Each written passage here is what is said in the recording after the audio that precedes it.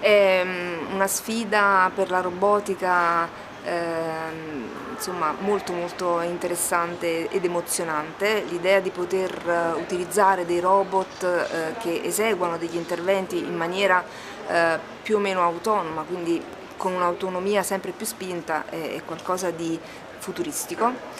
Attualmente sappiamo che esistono dei sistemi robotici, sono diffusi in tutto il mondo, ad esempio il robot Da Vinci, che però sono teleoperati, quindi non hanno autonomia. E qual è la sfida diciamo, di noi robotici? È quella di migliorare da tutti i punti di vista, quindi dal punto di vista fisico, meccanico, sensoriale, quindi dal punto di vista del design e del controllo, e quindi integrare anche l'intelligenza artificiale.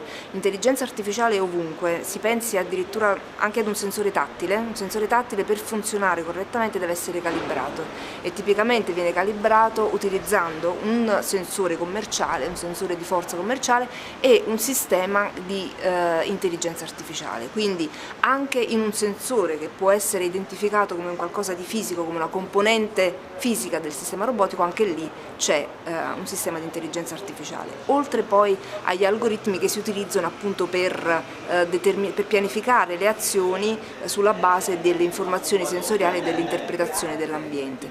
L'intelligenza artificiale è sicuramente qualcosa che può elevare il livello di autonomia, può essere utilizzata per interpretare le informazioni sensoriali, quindi tirare fuori informazioni dai sensori, può essere utilizzata anche per integrare il controllo e quindi per migliorare la parte di pianificazione e di controllo dell'azione. Ovviamente va gestita correttamente.